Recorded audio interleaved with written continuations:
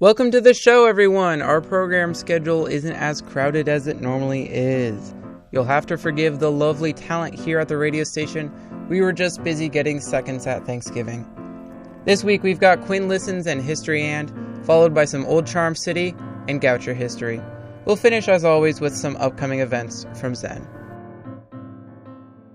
Hey everyone! Welcome back to Quinn Listens. As the end of the semester approaches and the days get shorter, I find myself leaning into dreary music. I've compiled a playlist of November-ish songs from a variety of genres that articulate the cold and windy days we've had. Some songs help ward off seasonal affective disorder, and some songs beckon it. I want to begin with In Color by Fibbing. This song is off their new record, Paper Mache. Fibbing is a local band closely connected with Goucher. Emma Chase, lead vocalist and songwriter, is a senior here. The band collaborates closely with the Independent Music Club, IMC, and many Goucher musicians support their production. A lot of them made our theme music. Speaking of, keep your eyes out for upcoming IMC events, orchestra, jazz, and choir shows. Supporting on-campus music is not only tons of fun, but it supports our community. Staying engaged in the arts is one of my favorite ways to ward off that seasonal affective disorder I mentioned. For instance, I was lucky enough to attend Fibbing's album release show put on by the IMC recently. In Color stood out to me for its softness. In Color builds gently into a bloom of really lovely vocals and layered instruments.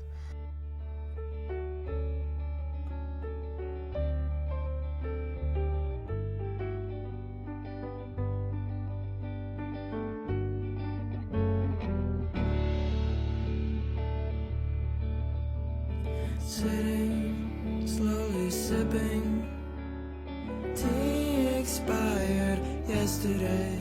I saw sunlight softly spread through strands of hair.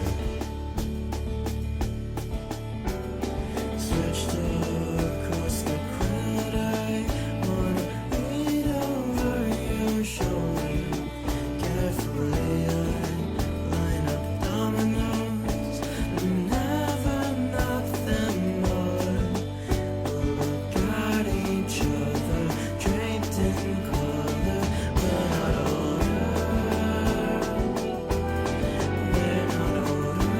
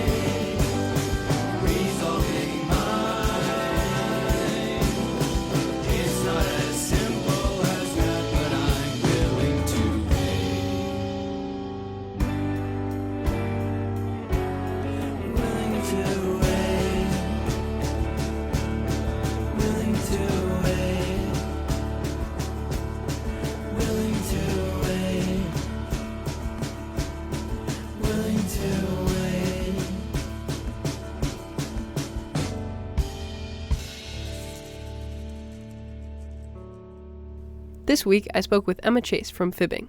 Could you please introduce yourself? I'm Emma Chase. I'm a Goucher student. I'm a senior, and I'm the songwriter for the band Fibbing. Awesome. So, how did Fibbing start? The first Fibbing songs were honestly class projects I was doing at the end of high school with my music production teacher. He's actually, been a big supporter since then. He's produced the EP and like half of the album. Oh, that's awesome. Yeah, so it started just me pretty much, and then whoever was around. And then when I came here, I met some friends, Nick Jackson and Ellie Siegel, who were the guitarist and drummer initially, along with my friend Miles, who played bass. And I've known him like forever, since like middle school. But they graduated, and then we didn't really have a full band for a bit. And then our second drummer, Brendan, I knew him through jazz band and other music classes. But yeah, we've been a three-piece since then. And yeah, we try to record consistently and stuff. How did you get the name Fibbing? I don't know.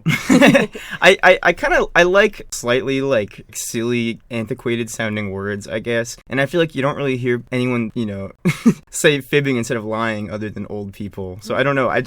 Something about it I just liked. And I like it. Band name ending in ing. I agree with you. It's good. So as you mentioned, you're a three-piece, but obviously at the show and on the record you have a bunch of different supporting musicians. Can you tell me a little bit about how you bring people in and bring people out and that process? Yeah, I mean, that is, I think, kind of cumulatively one of the most fun parts of recording is that, like, I get to listen back to all of it and be like, oh, wow, I kind of gathered friends from, different places together to do this with me. How it usually works is, we have the songs written before we record, and then sometimes we'll have little ideas for additional instrumentation or, like, harmonies or whatever, but we make a lot of it up in the studio, which makes it fun to try to figure out how we're going to do it live after that. So my concept for this show was to just do as close to the recordings as possible by just getting, a bunch of school friends just to fill in. But it's fun, and I think those parts on the record are the things I look back really fondly on. Be like, that was a cool, fun detail, I've always really liked your sets at IMC shows because of how many different people come, and like, I don't know, it's really fun. It's just really cool. Yeah, ensemble. I'm glad, and I want to have that kind of communal feeling with the audience and stuff, and like. At the end of the day, I just want to play music with my friends. As you should. Who are your greatest influences, do you think? Ooh. That's a hard question, so no pressure. Yeah, I don't know. I feel like a lot of my favorite artists, I don't really sound very much like. But, I think my biggest inspiration has been, since I was younger, is Elliott Smith. He's always been just my favorite songwriter and, musician. And I feel like, his music is just so pervasive in my brain. I feel like it's affected the way I enjoy and write music in ways I can't even comprehend. Some other influences, though, I really like this band Quasi, who are like a drum and keyboard duo from the 90s. They're really good. I listen to a lot of jazz, and I think the main jazz musicians that inspire me are Thelonious Monk and Bill Evans. Something about their playing is just so endlessly interesting to me, and like, I think it's good to listen to different stuff when you're playing rock music, because it's easy for it to be homogenized and just, like, you're only listening to rock music and you're only playing rock music, I think you have to take inspiration from everything. Do you have other mediums that you pull from or are interested in as an artist?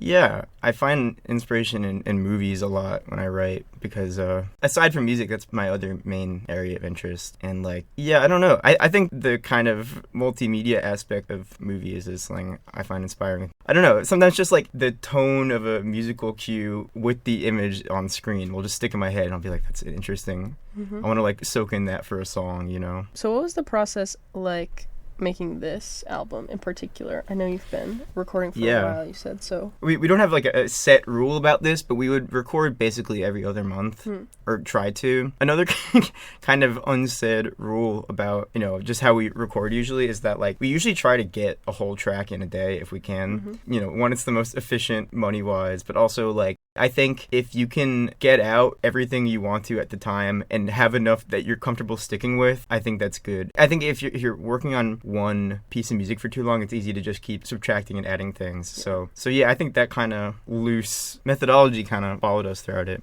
But it was fun to like figure out the sequence of the songs and figure out what makes emotional sense going from thing to thing. Yeah, I didn't, write any of them like, okay, I know where this is going to go on the album. I guess maybe the Watch the Telescope Melt, the second to last song. That was one I was like, okay, this is going to be the closer. This is a big, crazy one. Yeah, I don't know. I liked how it just felt like really productive. That's awesome. Yeah, it was a very fun process.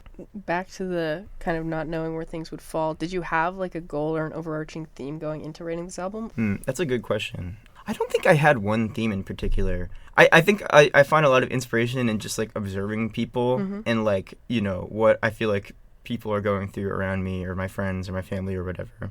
I don't know. I think somewhat of a through line is just like these specific character things, like in song to song. Some of them are less narrative than others, I guess, but I feel like emotionally the second half I think is cathartic. I feel like the first half is a little bit more like, it just feels angrier to me. I think the second half, it was nice when we were recording it and everything was kind of falling together and being like, okay, the second half is kind of a little bit more chill and like emotionally, you know, resolute and mellowed out. I guess there's a couple emo-y things. When I first listened, my favorite song was Paper Mache Man, and I was wondering if you could tell me a little bit about Paper Mache Man, and Paper Mache is the title, and that's kind of a self-serving question, but I'm just kind of curious. I feel like a lot of my friends say that that one's their favorite, and I don't know, I feel like it was definitely one of the easier ones to write for me, because I'm a really instinctual writer. Like, I don't force myself to write songs often, because I don't like how it comes out, and that was one where I truly just had the idea, and I just sat down and I wrote pretty much all of it in one sitting, and like, it doesn't have many ideas, it's kind of just like, you know, the main verse thing, and then that little one bridge. But I don't know, it makes it fun to play. I think with Paper Mache Man, I kind of meant, I guess this is a very literal answer, but I was like picturing someone making up a perfect person in their head who, you know, either like cares about them or understands them or whatever. And then, yeah, I don't know, that kind of just stuck with me. And just the combination of words I just thought was interesting in that idea. And then the album name actually came really late. I had no idea what it was going to be until like a month or two before it came out. And I was kind of going through different lyrics in the songs, and I was like, I don't know, none of these are interesting or memorable. And I was like, I'll just go with Paper Mache. It just makes sense. I like it. I think it works well. When I was re-listening to the album again today, and I really like In Color. Thank you. I really like it. It's like much softer, I think, than some of the other songs. I was wondering. Again, another self-serving question. Just tell me a little bit about the process of that. I actually have a pretty concrete answer for that one. Nice. So, yeah, I think I might have said this during the show, but Miles wrote that one, and I wrote the words for it. It was really fun and chill because I just got to be like, hey, it's all there. I can just write the words. I think it's pretty clear that I draw on negative emotions in a lot of my music, and that my songs are kind of tend towards the sad and angry stuff. But when I was writing that, I was like, I want to write something that's kind of sweet and not, I don't know, not acidic, you know? The jazz band professor, Joel Michael Schwartz, said something in class, I think last year, about how Tony Bennett, when he would sing, you know, like a romantic ballad, he said something like, he wasn't always singing about like a romantic interest or something. It could be like a platonic friendship or like just someone in his life. And I was kind of trying to take that approach where it's like, it feels like a romantic song, but it's more like nostalgic and kind of like wistful. So yeah, I don't know. I just wanted to do something sweeter and like quieter. Yeah, I think it works. It's a nice balance to the rest of the album, and I don't know. I thought it was really interesting. Thank you. Amongst the lineup. Yeah, and I think it's kind of like in the middle-ish too, so it's a bit kind of breaks it up. Absolutely. Those are most of my questions about the album in particular, but I was wondering if you'd tell me a little bit about your experience as like a musician at Goucher, working with the Independent Music Club, studying music here. I want to start with the music department and studying music here. How do you think has that been a good experience? I don't know. Tell me a little bit about it. It's been a great experience. I think I've seen the music department kind of fluctuate in numbers in my time here, but I've always felt like the minors and the teachers are really invested, and they're all just really kind and supportive. It's always been a really stress-free environment, which is nice because school's stressful. Yes. But yeah, I mean, I love the music department here, and I think there's a good sense of community within it. I feel like everyone kind of knows each other. So as for the music club, I've been running that since 2023. It was honestly pretty stressful at first because I didn't really have friends helping me out initially. It's just a lot of effort to run a club by yourself, especially, you know, a club like that where it's so demanding on booking people from off campus. You know, there's so much paperwork and logistics involved. But I don't know, it kind of got to a point where it was more fun than stressful, where I was like, you know, this is rewarding. I'm glad I can help provide something for people. And, you know, having other people help me with the club now is really helpful too. Do you have any future long-term goals about fibbing, about the club, about your future, not to like bring that up, but like occupation stuff? No pressure. But like, do you have anything, like, I don't know, where do you see fibbing going? Yeah, I feel like the last show was one that I was really looking forward to, and I intentionally was like, I'm gonna leave the slate a little bit open after that so we can chill out. Like we have a couple shows left. Like we have one at the end of the month, and then next month, and then one in January. But I don't know. I'm comfortable taking a little, victory lap for a bit. Yeah, like, that makes sense. we were recording for 2-ish years. That's a while, and like it feels good to be able to play shows and actually have something to promote. But, as for, like, recording, I would love to do another album at some point. But in between, I have this idea in my head. I don't know if this will ever happen, but I want to do an EP that's movie-theme covers. That is a great idea. Because I think it would be a great exercise to get us to rework our brains. Because, you approach a cover a certain way, and there's a certain expectation as to how to do it. But I think with a piece of instrumental music, it's a little bit more open-ended. So, yeah, I think that would be really fun and weird. What movies do you want to do? I like a lot of spaghetti western themes. Okay, nice. This is already really awesome. And now that we have a mini horn section, we kind of got it lined up. I don't know. I like a lot of 70s and 80s movie soundtracks. Like, one of my favorite movies is Manhunter, which is like this 80s serial killer crime thriller, and it's got a great like synth score. And I was like, I would love to cover one of the themes from that. But yeah, I think that'd be a fun project, and it's a cover, so it's a little easier. Yeah. It would be chill. It'd be super fun. I don't think I have any other specific questions. Do you have anything that you want to say into the microphone that I can put in the radio to promote the album or anything? Well, the album's out on streaming everywhere and on Bandcamp. I'm hopefully going to be putting up our CDs and shirts on the Bandcamp page too. But, I'll be selling them at shows here for the rest of the year. And, please come to Independent Music Club shows. We need your support. And we're looking for people to help run it next year when we've all graduated. So, yeah. Thank you so much. Thank you. Woo! Stream paper mache out everywhere. Next is Spider-Man 79 by Veruca Salt. Veruca Salt came out of the post-Nirvana alt-rock 90s. They remind me of The Breeders, Garbage, Hole. American Thighs, their debut album, is one of my favorites for righteous brooding. Spider-Man 79 is my pick from American Thighs for its weighty, exhausted tone and woolly guitar. This song is still cold, but it wraps you up a little bit. You're so windy, I'd like to pin you down and tack you to the wall. Arca is a prolific producer and electronic musician. Her eponymous album came out in 2017 and was the first to feature her voice. Desafío is the 10th track amidst a witchy, buzzing Spanish language list. It's my favorite for how evocative it is. I do not understand Spanish, but my feelings listening to the song were quite close to the translated meaning. Desafío is needy and perverse. Arca builds the emotions of the song throughout the lyrics and the music with titanium strength.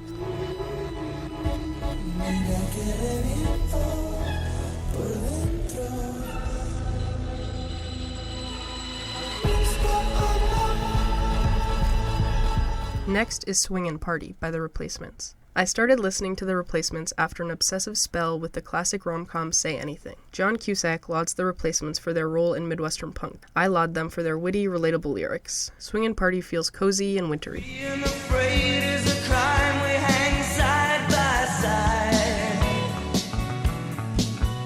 at the swinging party down the line.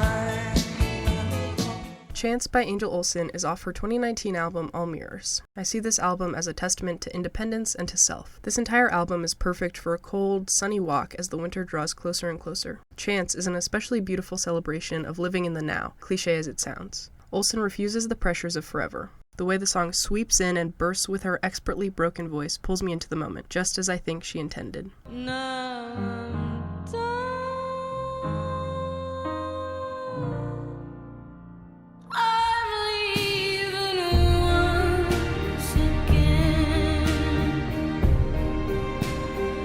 Stone Temple Pilots occupy a part of rock that I respect, but am generally underread in. However, I do know a thing or two about Brian Wilson's reign of Beach Boys songwriting mastery. She Knows Me Too Well is an ashamed, slightly offensive, guilty song in the Wilson legacy of music. I like She Knows Me Too Well for how raw and pathetic it is, and the Stone Temple Pilots demo of this song is especially good for the same reasons. Scott Weiland tones his dramatic, peacocky delivery down on this demo. It's bleak and sleepy and goes by quickly, as many November days go.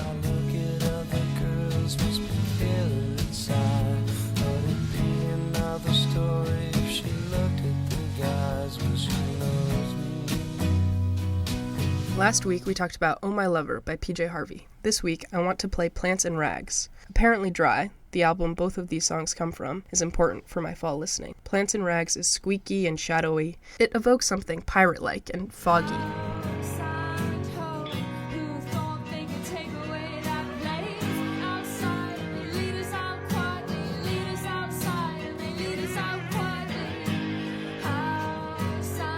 Every winter since I was a kid, I've returned to Kashmir by Led Zeppelin. The melody is slightly punishing and anxiety-inducing. As the song makes its way through its full 8-minute runtime, the listener is at the will of Jimmy Page's guitar and John Bonham's drums. Kashmir has been played at nearly all Led Zeppelin concerts since its release, which makes sense to me. Despite its length, it's consistently engaging. It's enthralling, and makes the cold walks under spindly fingers of tree branches much more dramatic.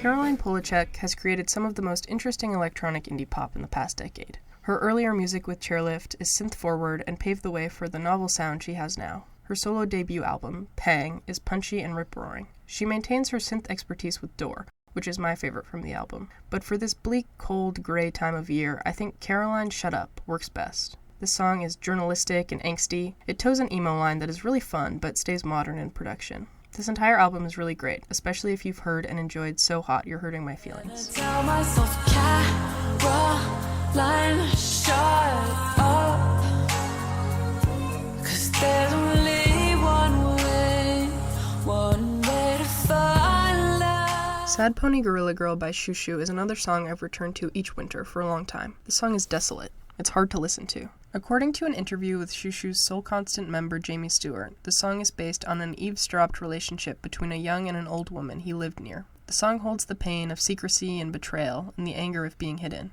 but it's also fiercely loyal. And this entire complicated story takes place over an inconsistent melody. Even though I've listened dozens of times, the clowny xylophone disorients me every time. This song speaks to the discomfort of dry, cold days and dark afternoons indirectly, but poignantly. I like my neighborhood, I like my gun, driving my little car, I am your girl and I will protect you. I like my neighborhood. Lord, Can You Hear Me by Spaceman 3 is not a particularly religious song. This song is the last-ditch effort for mercy, rather than a pious believer's prayer. Spaceman 3 formed under the influence of blues, gospel, folk, jazz, and a lot of drugs. The result is an influential early shoegazy discography that sets the stage for bands like Galaxy 500. Apparently, Jason Pierce had an obsession with gospel music that produced Lord, Can You Hear Me and other similar ones. Despite no evidence of Pierce's faith, I'm glad he was fascinated with gospel. The result is a soft, sleepy plead that utilizes drone in a really tight way.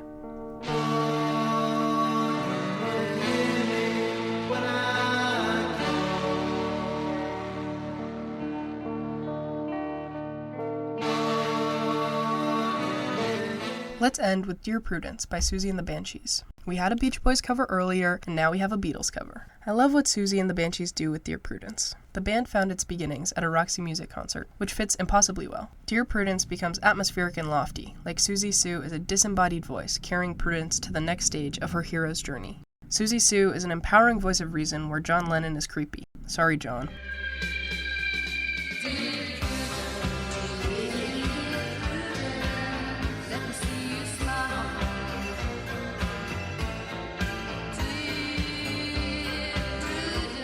Okay, that's all for this edition. Thank you for joining me. You can find all the songs we heard on Spotify and Apple Music on a playlist titled Quinn Listens, November.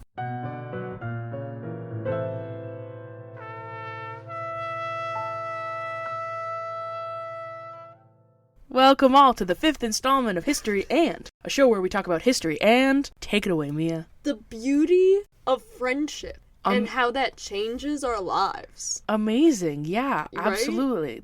Yeah. The gimmick is that we fill in the blank after the and differently each episode, because history is a one-sided story where the other side is dead. What? When we talk about history, there is always a sometimes intentionally buried and. What are you talking? My name is Olivia de Sena. I'm a big weird history and fun facts nerd. And I'm Mia, and I'm confused. Every installment, Mia and I will be your hosts talking to you about weird and wacky spooky history. I have researched the topic beforehand. Mia has not. No. Today we're talking about history and Mia Montanari. Wait, And Olivia de Sena. Wait, what? Today is a very special episode of History and... What? All the weenies out there like to disregard our beautiful Thanksgiving because it's not Halloween or Christmas, but we give Thanksgiving the respect it deserves here on History and by taking the time to celebrate what it's really about. Not its history, which is a genocidal smallpoxy mess, though we will mention it once or twice, probably. Of course. But our history. I'm scared.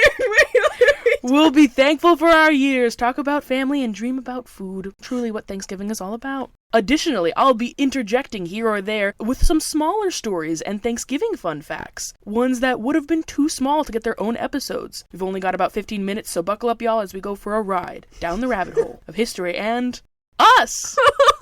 What? Hey, Olivia. no script, no nothing. What?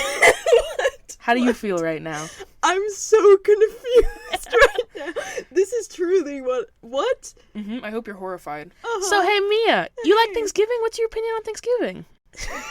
This is so odd. I do like Thanksgiving. You do? I do like Thanksgiving, but it's because food. Yeah. Do How you have can any I like say no to food? what's your like traditions? What does an average Thanksgiving look like to you? Mashed potatoes. Mashed potatoes? That's all I got. Do you just like mashed potatoes, man. Do you like travel to see family? Do you just stay at home? we go. Or... Well, we used to stay home, right? But now we go to my aunt's house, and I'm in charge of making sure the mashed potatoes are good.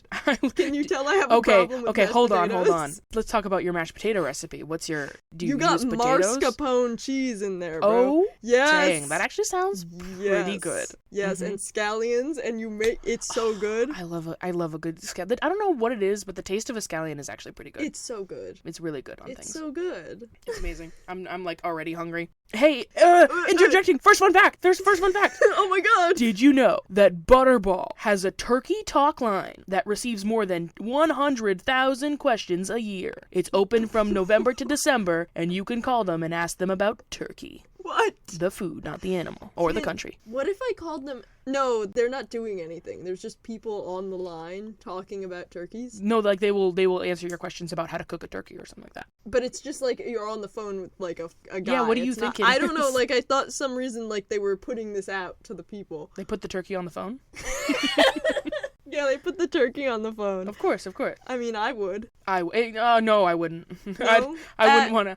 We once, a little Thanksgiving history of my own. So we once had to do an assignment for school where we had to write in the perspective of a turkey who didn't want to be eaten for Thanksgiving. That's horrible. It was funny because I wrote based off of like a YouTuber's voice that I knew. Like I was like, that's the voice I'll do for it. And I don't remember what YouTuber it was, but I just made a fool of myself in front of the whole class. That's terrible, though. And I'll unearth that story at one point because he was just ratting out his other friend named Tommy Gobble. Tommy Gobble? Yeah. What were they doing to you? What do you, like, why it was were pretty they fun. making... I don't know. But that sounds horrific. Like, I would Yeah. never be okay ever again. Yeah. Yeah. Oh, wait, hold on. I found out a fun fact recently. Give us a fun tell fact us a about fun Thanksgiving. fact. Okay, hold on. Now Thanksgiving, I'm on Olivia. your pod. Do you know about Franksgiving? What? Yeah. Yes, I think. Franksgiving? You explain it. Oh gosh, I don't know what year it was, but it was when Franklin Delano Yes, I Roosevelt do know this. was president in the middle of the wartime years. He moved Thanksgiving to be slightly earlier one year A week Of ahead. course. so that there would be more time for Christmas shopping to help the United States economy. So 1 year back in the 40s, they moved Thanksgiving forward 1 week. I do remember this. Were you there? No, Yeah, I you remember were this there. from my research because I do extensive research on each topic, including Thanksgiving. New lore just unlocked. Olivia was there for Franksgiving. I was there for Thanksgiving. Oh, this is something else I learned about. So I was talking to my friend about this the other day about Thanksgiving. I'm just fully inserting myself into your podcast now. Welcome. And he was making the case that, like, oh, you know, there's the classic, like, Thanksgiving was about, like, oh, it was about, like, killing Native Americans, so on and so forth. Or, like, the sort of the history of the story of Thanksgiving. I discovered recently that that's, like, a new thing. And that for a while, Thanksgiving was just sort of either A, I think to celebrate the end of the Revolutionary War, or B, just like a general like party. And it wasn't until the 20th century that we started crafting this narrative. We made that The up. mother of Thanksgiving. Same person who wrote Mary Had a Little Lamb wrote like this narrative about Thanksgiving and the first Thanksgiving like dinner. So we're just making things up now. We're just, like, Well, it was a very real thing, but it community- was like Well, yeah, but it was like this is the Thanksgiving dinner. But Like that's not what it. no, That's just wrong. not really. So yeah. if we I were- mean, yeah. If we were previously attached to this idea of Thanksgiving and this idea was horrible, can't we just detach ourselves from this idea again? Yeah, I couldn't. No, because if it's- commercialism. But Are they trying to sell who's pilgrim hats? selling the? Honestly, Who? I would buy a pilgrim hat just because they're so tall and they have a buckle. Well, they are kind of fun, but not. I feel like grocery stores, who I imagine are the main benefactors of Thanksgiving, they would benefit from it becoming more politically correct. To be I feel fair, like- does anyone actually celebrate Thanksgiving because of pilgrims? No one celebrates it because of pilgrims. It's for no, but people do the thank you part, right? Where like you go around and you're like, I'm thankful for toilets or whatever. Yes, Well, but yeah. that's not even for like. That's just thanks. Yeah, that's just giving thanks. Did you just say Which I'm is thankful technically for the toilets? Isn't that like a child who's trying to like sort of toe the line? That's like the one you do. I've Or ne- you could do like a really political one where you're like, I'm thankful for Medicare.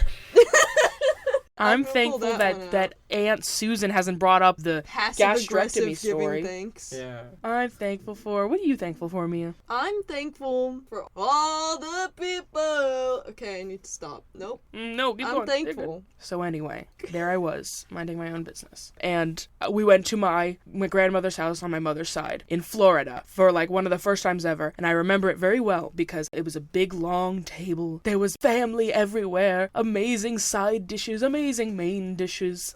And they had brought out the fine china and it was beautiful. And I just kept breaking things. I was like, somebody pass me the gravy boat. And then I dropped the gravy boat on everything and I broke both the gravy boat and another serving dish. That's wonderful. And then it got to a point where everyone just kept going, Olivia, please stop reaching for things across the table. And I would go, but I'm hungry. And they would go, stop being it. And I was like, okay. Greatest Thanksgiving. But That sounds like a great it Thanksgiving. was amazing, yeah. They could never get mad at me if I did that. I'm the youngest one in my entire family. Oh, so, you're like, the baby. I'm the baby. You're the little baby. I'm just the little baby. They can't get mad at me. No. They can't. I think if I were breaking things, they'd be How many, like, "Aw." siblings do you have? One. I have Oh, okay. one sibling and I have a bunch of cousins, but they're all like 10 years older than me. Mm. So it's just me. So you were an accident. No, my brother's my age. Yeah. My cousins are a little bit older than me, but not, like, much older than me. They're all older than me. Hey, Oh, baby, whoa, fun whoa. fact, fun fact. Yeah.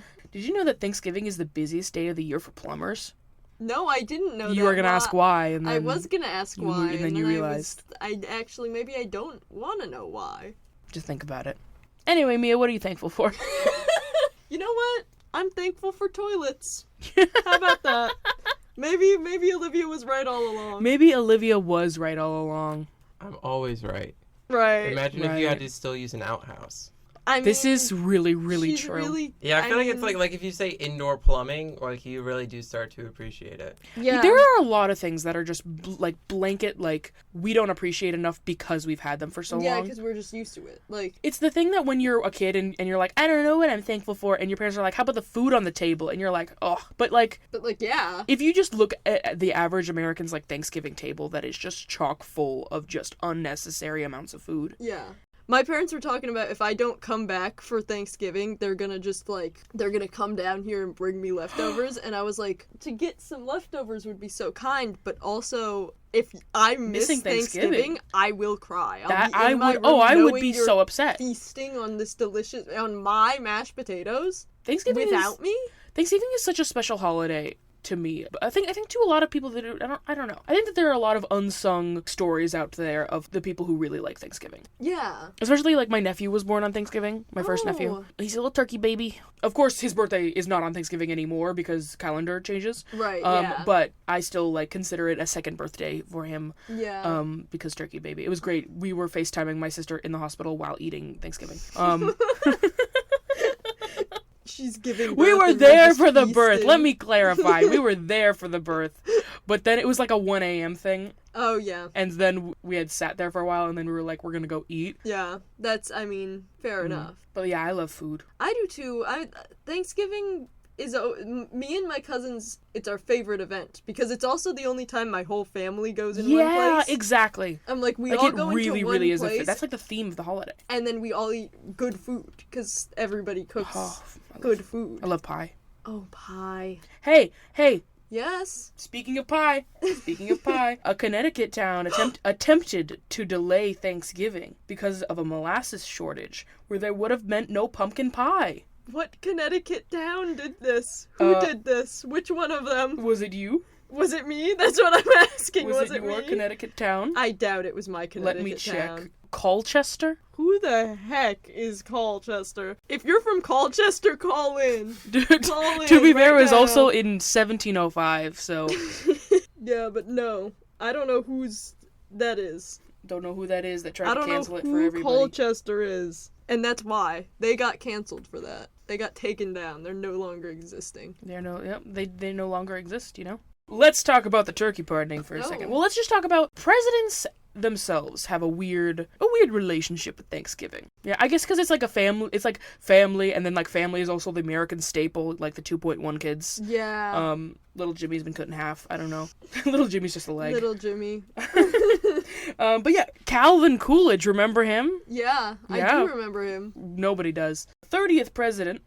He was sent a raccoon to eat for Thanksgiving. I'm sorry. Because they used was- to. There's a big tradition of just sending the president's food, like Who animals. sent him a raccoon? So somebody sent him a raccoon. He wasn't like super He like seems wow, like he'd be chill about it. but he was like, I'm not gonna eat it. So he Yeah. named it Rebecca, and it was indeed a pet of the White House. Oh my god, there was a raccoon that was a pet of the White House. I highly recommend. We're not gonna talk about her too much, but look up Rebecca. Rebecca.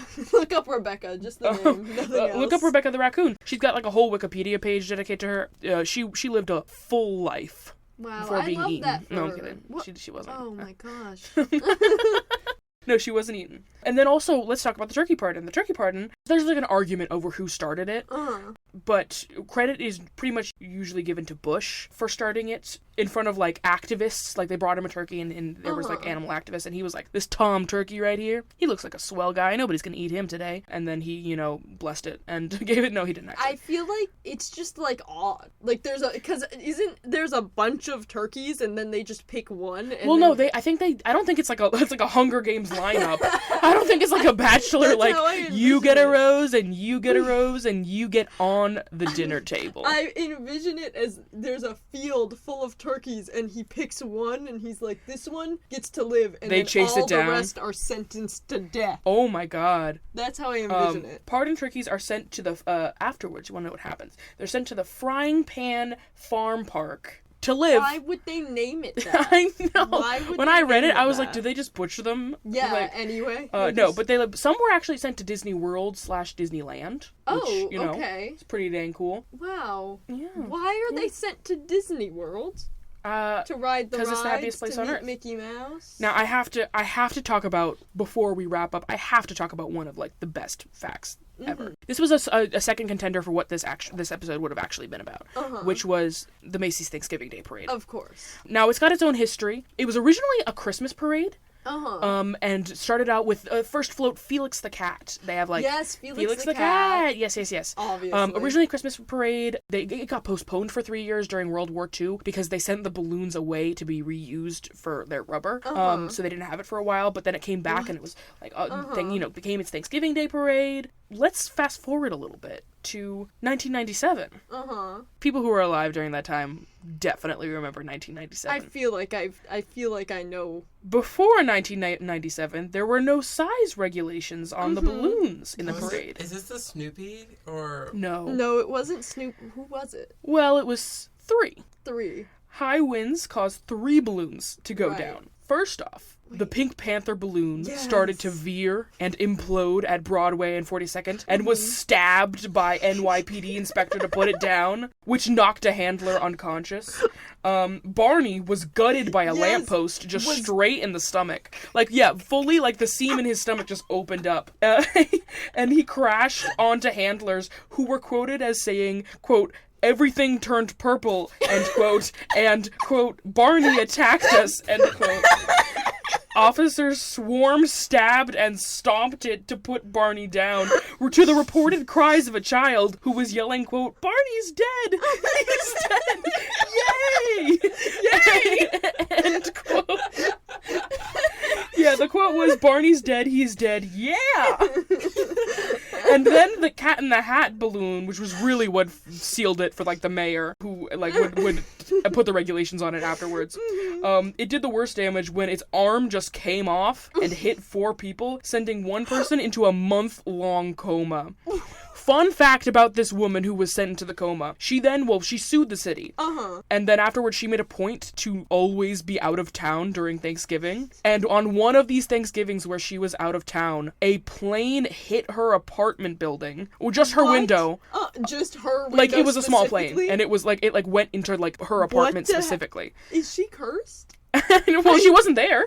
Well, yeah. Well, so thankfully. Oh my god. And she did survive the month-long coma. Also, another thing about things that are repurposed, because the Thanksgiving Day parade was a Christmas parade. You know how everyone, I don't know if it's everyone, but me, you know how me is really mad that there's no Thanksgiving songs? Yeah. There was a Thanksgiving song. You want to know what Thanksgiving song it was? What? It was Jingle Bells. Jingle Bells was Thanksgiving? Jingle Bells was originally a Thanksgiving song called One Horse Open Sleigh, and then these weenies decided that they wanted to make it a Christmas song. But it was Thanksgiving. We had a Thanksgiving song. I'm a little peeved about it. Yeah, that's I mean, it is kind of like the only holiday without a song. Every other holiday has a song. At least one song. At least one song, or a song that can be inferred that it's about it. Like Valentine's Day, you could infer a lot of like Valentine's songs. Well, anyway. Wow. What a way to close. What a way to close before the break, too. Yeah. I just want to eat. Yeah, me too. Yeah. That's really all I want. Yeah. Well, thank you to Olivia Barnes for putting the radio in this episode together, and to Raspa for editing help, and to Mia Montanari for having this episode be all about her. If you'd like to learn more about Thanksgiving, or fact-check my very amateur historical accounts, check out the History.com or OurAmericanStories.com websites on the holiday, and YouTube's Weird History Food and Teen Vogue videos on the subject. This was History and Mia Montanari and Olivia de Sena. Tune in next time to see what comes after the and next.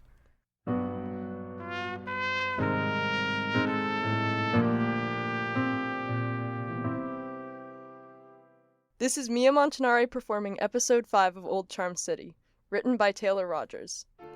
This episode is titled Beauty Sleep. Hello, my name is Brianna Martin. I have been referred to as the greatest wizard of our time.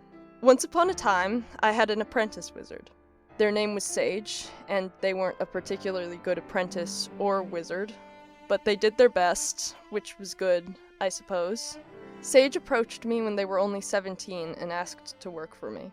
I was surprised by both their boldness and, at the time, their impressive talents. Sadly, as the years went by, those talents faded. Sage hit a wall in their education and struggled to overcome it. Starting when they were 20 and going on for 2 years, they couldn't learn a single new spell. So I committed them to research and let them practice on their own time.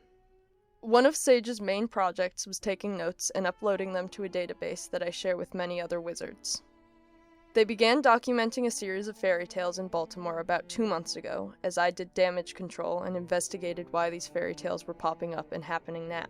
They seemed to enjoy the task, and commented offhandedly one day that they had been obsessed with fairy tales when they were younger. It was nice, seeing Sage happy. They had been so distraught over their failings with magic, and it was impacting the rest of their life. Sage wasn't leaving home much, unless for our work. They weren't talking to their friends, or reading, or enjoying themselves at all. But this, the fairy tales, at least interested them a bit. Enough that I would see them smile some. When I went to investigate a Cinderella recurrence, I was attacked by the boy with the butcher's knife. How he knew who I was, I'm not sure. I hadn't interacted with him before, only caught glimpses of him with my scrying pool. But yes, he knew me, and I believe he was hunting me. As soon as our eyes met, he held up the knife and gave it a command. I do not know exactly what he told it, but I assume it was something along the lines of, "Kill Brianna Martin." The knife flew at me. It cut through the layers and layers of protection surrounding me, things that took years to cultivate. It cut right up to my body and slashed open my stomach. The boy held out his hand, and the knife returned to him. He held it lovingly, then whispered another command. As the knife returned to me, I cast 2 spells simultaneously. First, an attack. I launched a burst of fire at the boy, hoping to engulf him. And second, I teleported away. This led me to the door of Sage's office, where they were recording notes on the House of Law. I gave Sage a command then, the only way we could get rid of the boy with the knife. The only person in the world, perhaps, with more magical protection than myself. The girl with the hoodie. I told Sage to find her, and then I fell unconscious. The rest of this story happened while I was kept under at the hospital, and I learned details through speaking to my friends in the city and scrying what I could. The first thing Sage did was call an ambulance for me, and wait with me until it arrived. Then they did something I wouldn't have expected. They cast a spell, one they had never cast before. Apparently, the shock of the situation helped them move past their barrier. The spell was essentially a distress beacon to other wizards, and it brought two of my most trusted allies running. They found Sage, alone and covered with blood, and agreed to help them. The first of these friends was a great seer, and pinpointed the location of the girl with the hoodie. The second was not a wizard, but was an elf. He taught Sage a means of self-defense, something that could stop even the boy with the knife. This spell Sage was taught, even I don't know it. It is a great secret of the elves. I don't know why my friend granted this knowledge to Sage, and I likely will never know. Even he could not explain. I fear that somehow this was part of another story already set in motion, and it had great consequences. Armed with knowledge, new and old, Sage set forth into the city. They wore armor and held a sword by their side, like the greatest wizards of old. Sage went and found the girl with the hoodie. She was in school at the time, so Sage made use of the first spell any wizard learns. They turned away prying eyes and could move with ease in the thickest of crowds. Sage brought the girl into the spell and took her out of school. Once they were a safe ways away from the school, Sage released the spell and spoke with the girl. "I'm very sorry, girl with the hoodie, but I desperately need your help. Something terrible is happening. Would you be willing to help me?" The girl shook her head no. "I have to go back to school. I'm sorry you're in trouble, but I will be too if they notice I'm gone." "Indeed, but the type of trouble I mean is much greater. I'm worried that people may die, and only you can help." Sage looked at the girl, pleading. "Oh, would people really die? How?" "It's complicated. You know the wolf? There are more things like him, characters from stories, attacking people. And not everyone has a hoodie to protect them." The girl's eyes widened. "Another wolf? Not quite." Sage thought for a moment, trying to decide how honest to be. They didn't want to frighten the girl, but if that got them to help, then something much worse. Something that could kill any of us. He already attacked Miss Martin, the wizard who talked to you. The girl nodded, speechless. She sat down on the curb and thought for a moment, fiddling with her hoodie's drawstrings. "Please, you have to help me. And Miss Martin, and everyone else. And people like your aunt." "Okay," the girl whispered. "I can do that." "Good. I have a plan. But first, I have to ask. Do you know anything about this? About the fairy tales, I mean. Your story was the start of it all." Now the girl revealed something that she never told me. Something that could have put a stop to all of this, but she was too afraid to say it. Apparently she thought I might hurt her. She was the cause of everything. She had found an old book of fairy tales in a used bookstore, and it spoke to her. It said that it could make her life more exciting. It could make the world more exciting, if only she helped set it free from the confines of the book. The girl did as the book said, and let loose a great and powerful being. It thanked her, and promised the excitement would start soon. 2 days later, her aunt died. From there, more stories began occurring, and the girl was so afraid to say a word, and so she didn't. When Sage heard all of this, they knew just what to do. Together, the girl and Sage went back to her house, where the girl had left the book of fairy tales. Sage performed a great ritual, something that takes a great deal of focus that I never thought Sage had, and recalled the great being and trapped it back within the pages. The stories would stop, and things would go back to normal, but what had already happened wouldn't be reversed, and Sage still needed to confront the boy. There was a 3-step plan, and Sage outlined it all to the girl. She seemed confused, but agreed to do as Sage said. First, they tracked down the boy. He was still at the ball where he attacked me. He waited there, as if he knew I would send someone after him. As Sage and the girl approached, the boy stood and held up his knife. "Don't come any closer," he yelled. "I will kill you if I must. This city will be mine, and all must bend the knee." "Now," whispered Sage. "Go now." Sage and the girl took off running in different directions. The girl went straight for the boy with the knife, her hoodie beginning to glow red. Sage circled the boy, casting spell after spell, barraging him with the elements. The boy threw the knife at the girl first, ducking to avoid Sage's attacks. The knife bounced off her hoodie with a clatter and a burst of sparks.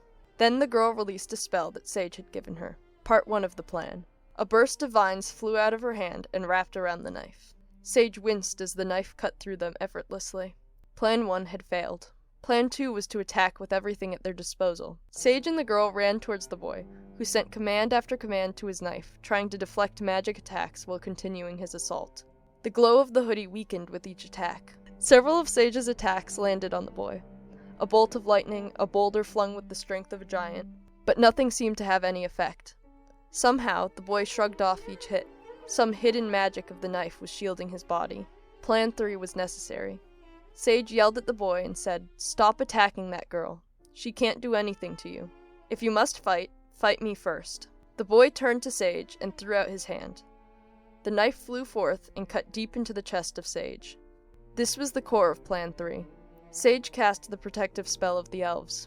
Crystal rose up out of the ground and encased Sage, with the knife still in their chest. Their body froze, the knife froze, and within the glass coffin, all was still. The boy was without his knife, and he ran. The girl came up to the coffin to see Sage lying within, eyes closed peacefully. There she waited until I woke up and came to the scene immediately. The boy is no longer a threat. He can't do anything. In fact, he'll probably be found by the police soon, and who knows what will happen with him then. The girl went back to her mother and school after I promised that I would care for Sage. Sage will sleep for several hundred years. They were put under the same curse and blessing as Sleeping Beauty, locked in a stasis of some sort for longer than they would normally live. I have given the body of Sage to the greatest magical healer I know, who has sworn to pass it on to their apprentice, and then their apprentice, and so on as many as needed for the hundreds of years. As soon as Sage wakes up, everything will be done to save their life. I wish I could say I will be there to see them, but I'm sure I'll be long dead. So that's our story of Sleeping Beauty, and of my apprentice. I have written a thank you note for when they wake up, in what will feel like a new world, with everyone they know dead and gone. And they can listen to this. Thanks, Sage, and best of luck.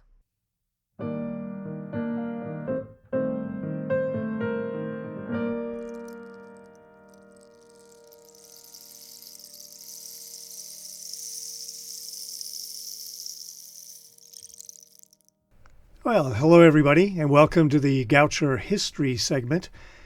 In this segment, we discuss the college's history and how the past connects to the present. I'm Michael Curry, professor of Integrative Art Studies, and this is my 38th year at the college, which is why I think I was asked to be on a history show. But the real star is Max. Tell us about yourself, Max. Hi, I'm Max Ravnitzky, a fan of Goucher history and hopefully a maker of it currently. So today we're going to be talking about the buildings of Goucher College over the years and where all their names came from, because I've always been curious about some of them. I think we should start with our first building in the old campus, because we all know. The old campus, which is at 23rd and St. Paul, downtown. Yeah. So on October 5th, 1886, the cornerstone for the first building was placed, and it was named after John and Mary Goucher, so it's called Goucher Hall. Yeah. So you mentioned the cornerstone from 1886. Do you know where that cornerstone is now? I'm not sure. Where is it? Well, let me tell you. It's actually on the new campus here in Towson. It's in front of the Julia Rogers building, which used to be the library. There is a bench, a stone bench, and the original cornerstone from 1886 is there. It was brought up to this campus in 1953. Learning something new every day. So it was opened in 1888 as a memorial for John and Mary's daughter, Eleanor Goucher, built in the shape of an E, which stands for Eleanor. Very cool. Good. Do you know what was Goucher Hall in those days? Do you know what it's being used for now? Isn't it some kind of educational facility along with as a church? Yes, the Lovely Lane Church is the main cathedral there, and that was John Goucher's first resident appointment. And right next to there is Goucher Hall, and it is now the Lab School of Baltimore. So they do special education for students with needs. Super imaginative and creative curriculum. It's just amazing. And then across from there is Bennett Hall. It was named after Mr. Benjamin Bennett, a trustee and contractor and builder of Goucher Hall and other college buildings, and he was the treasurer of the college. That's neat. Did you know that Goucher was the first women's college to require physical education? I did not know that, but I knew it was one of the first. Yeah. And now we don't require physical education at all. I know, it's a shame. So Bennett Hall, though, is still in use, and it's owned by the state of Maryland. It's the State Geological Survey building. Oh, and historically, it was one of the first gyms to have a pool Swimming in the pool, basement. Yeah. Our current campus, we have Mary Fisher, the second oldest building on campus that's still standing. Yeah. And I think the oldest building that was built by Goucher College. Yeah. And at one point, it housed everything in the college. It was dormitory space, laundry space, food, the library. The very first library on this Towson campus was in that building. So it was a multi-purpose building. And she was an honorary member of the class of 1901. Mary Fisher was where most of the funds that Goucher used to fund Goucher College and to fund a whole host of schools across the world. In all of his charity work, a lot of those funds came from the Fisher family. Yeah. Do you know? I don't know if you know this, but there is an authentic Tiffany glass window in the admissions office that was brought up from the old campus. Right, it was in the chapel, and there is a figure of a woman in the center of these panels with a blindfold on, and it is thought that the face of that figure is actually the face of Mary Fisher. I would believe it. Yeah, I think there's a resemblance definitely from photographs. I think our next house is my favorite. It was initially named Residence Hall 2, but it was quickly renamed in honor of Anna Hubeck Knipp. She was one of the first graduating class, and she was co-author of the first history of Goucher College. Well, I never made that connection. The 1938, and so Hubeck is named after one of our fellow Goucher historians. She was president of the first graduating class of Goucher in 1892. Excuse me. She was the founder and president of the Alumni Association. She served as a member of the college's board of trustees for many years. Okay. And then going back to Van Meter, we always have to return to him. We do. The first academic building on our campus was Van Meter. And that's currently our humanities interdisciplinary building, which is great. And the walkway between that building and the dormitory quad is informally called the Van Meter Highway, right? Yeah. Yeah. And sometimes even just shortened down to Van Meter, and everyone knows what you're talking about. Then there's Lillian Welsh Laboratory, which was changed in honor of a donor to Hofberger Science Building, but we have Lewent. It's named for Judy Lewent, who was a Goucher grad and was quite successful and very generous to give us the first large donation for the building of the building, which currently is making a lot of noise on campus as they build it and is a little bit disruptive, but really kind of exciting that it's going up. So I'm very excited to see it, and supposedly it'll be up before I graduate, and I'll be able to experience it as science classrooms for my senior year. Oh, yeah. It'll be great. I really think it will be. And then we have the Catherine and Jane Welsh Hall, which for the longest time was informally called by students the T. The T. It is one of the newer dormitory spaces, yeah. I learned that that's the largest dormitory space on campus. It's beautiful. By it's far. Really nice. It is really nice. And going into the space that we have, we're in Sandy Unger's Athenaeum. Yes. Which Athenaeum is interesting on its own. Is Latin word. Do you know the word origin? Yeah. Athenaeum actually was a place where people could go to find teachers and instructors. And it would be a place where philosophers and thinkers would go, and people would gather around and listen to them talk and things like that. I mean, it's kind of a cool idea, I think. And the Athenaeum, before it was built, was really Sandy's idea to name it that. And most of the components in the Athenaeum are his idea as well. And so that's why it's named after Sandy Younger, who was our president from in the early 2000s. Yeah. Well, wait, we should mention that right now, as we are recording, we are in the Sandy Younger radio station, right? Yeah. And it was actually named for him before the whole building was named for him. Because when one of the very first things he did when he became president was install a radio station for students, because there was a kind of clamor for it. And because he had had a career in radio, both on National Public Radio and then later as the director of the Voice of America, he was all for it. And so and then when the Athenaeum opened, this space, the radio station, was named after him. And then when he retired, the whole building was named after him. Yeah, and they raised hundreds of thousands of dollars just for the radio itself. Yeah.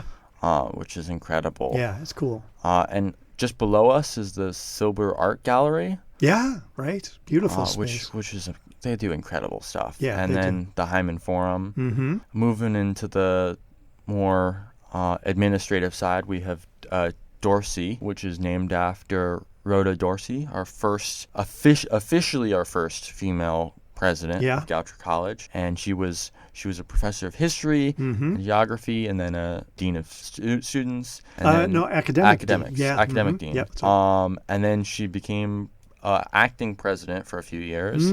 That's right. And she was doing such a good job that they made her the full-time official first female president. And as we talked about last episode, her ashes are immured inside the wall. And it's a great space to hang out in that courtyard. And then right next to her sort of in that same building complex is Crossauer's, and that's just like a great space, and that's named after Otto Crossauer, who was our president in the 50s. Yeah, 60s, yeah. 50s and 60s, yeah.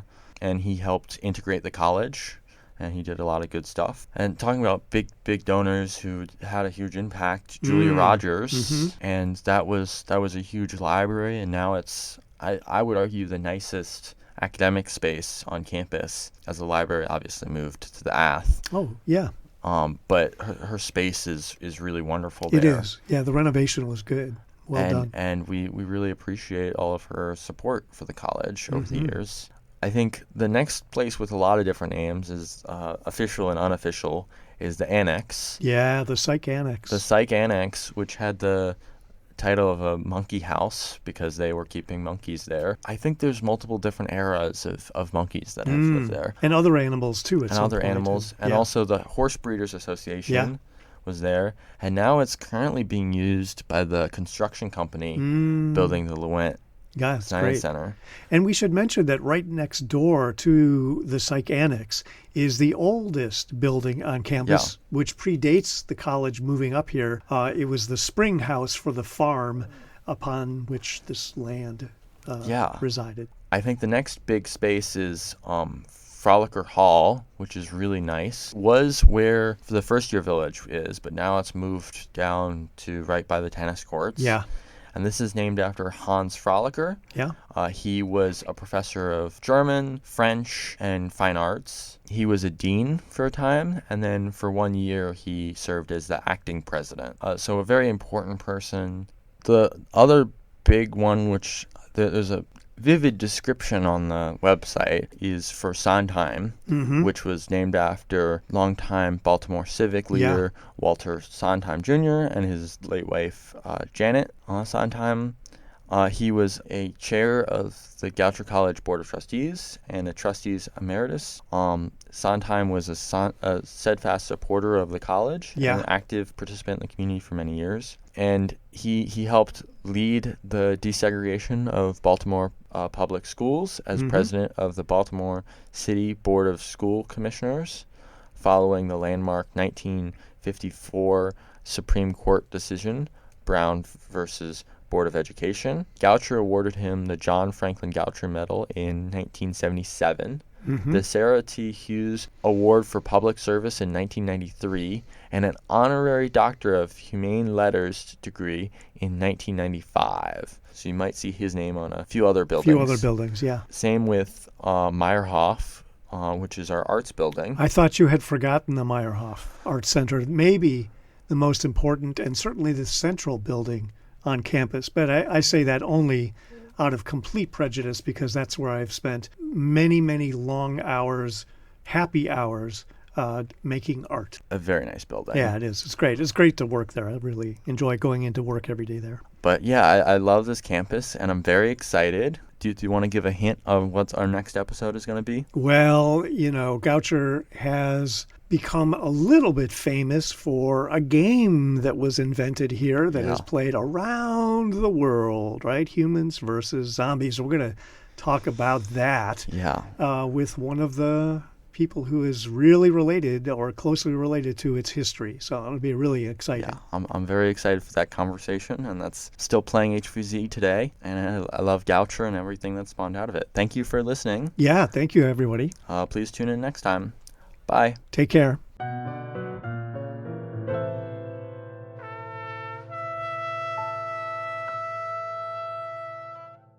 We've got some exciting events for you for the weeks of December 1st and 8th. Goucher Art Galleries are proud to present the If You're Lost exhibition by Baltimore-based artist Dara Lorenzo. Lorenzo explores the fragile terrain of memory, self-discovery, and human connection through her layered experimental printmaking practice. This exhibit will be up until January 31st in the Rosenberg Gallery in Meyerhoff. The art galleries are also hosting Soft Flesh, Volatile Insides, an exhibition featuring the works of Monique Crabb, Charlotte Richardson Depp, Ash Garner, and Stephanie J. Williams. This is a multimedia exhibition that unravels the intricate relationship between the body and societal expectations through the lens of soft sculpture. It will be up until January 31st in the Silber Art Gallery in the Ath. The orchestra will be performing on December 3rd at 7 p.m. in Crush Hour. Join Cree for a pajama party on December 3rd at 6 p.m. in the Cree office. The Health Center is hosting Star Trek for free and confidential STI testing in the Health Center on December 4th at 10 a.m. The Silent Book Club presents The Great Gatsby Gala on December 4th from 4 to 5:30 p.m. in the Hubeck Multipurpose Room. Also on December 4th, the Writing Center is hosting a capstone writing party at 6 p.m. in Ath 325. RAs Dakota and Timmy bring to you Shake It Up Holiday Globe DIY on the second floor of Trustees at 7:30 on December 4th. The Nomad Student Organization is hosting Coca and Confections on December 5th at 4:30 on the first floor of Van Meter outside the Office of Global Education. Also on December 5th, at 6 p.m., SET is hosting Goucher History Trivia in the Mary Fisher Dining Hall. Gopher Tones, the a cappella club, will be singing in the Silber Art Gallery on December 6th at 4 p.m. Pizzazz presents She Kills Monsters on December 6th and 7th at 7 p.m. in the Black Box in Meyerhoff. On December 7th, join ECO for a Goucher Woods cleanup at 2 p.m. Meet at the First Year Village Fire Pit before heading into the woods. On December 9th, share your wishes in the Mary Fisher lobby at noon for SET's Finals Wishing Well. The RAs of Fireside are hosting a gingerbread house competition on December 10th at 7 p.m. on the first floor of Fireside. The Jazz Ensemble will perform in Merrick Lecture Hall at 7:30 p.m. on December 11th. Join SET for a spa day in the Chapel Undercroft on December 15th at 7 p.m. On November 15th, women's basketball won 61-46 against Penn State Berks. And on November 25th, men's basketball won 76-72 against Ursinus. Here are some upcoming sports events on campus. Women's basketball versus Lycoming, December 3rd at 7 p.m. Men's basketball versus Elizabethtown, December 6th at 2 p.m. And women's basketball at 4 p.m. Men's basketball versus St. Mary's, December 12th at 7 p.m. Women's basketball versus Delaware Valley on December 12th at 1 p.m. And that's all for announcements. Good luck on your finals. Rowdy Radio is created by the talent, producers, and staff of the Goucher radio station, and in partnership with the Quindecim. This episode featured the voices and work of Quinn Bolster, Olivia de Sena with Mia Montanari, Taylor Rogers with Mia Montanari, Max Ravnitzky with Michael Curry, and our music is by Charlie Brisner, Emma Chase, Ethan Hadding, Zev Israel, and Willow Mayer. Our station manager is Riley Ann Raspa, who leads editing with help from Elowyn, Ingler, and Rebecca Cheyhan. Joshua Haynes is the chief engineer, and Max Ravnitzky is our treasurer. I'm Olivia Barnes, and I'm the production director here at Rowdy Radio. But of course, nothing compares to being your host.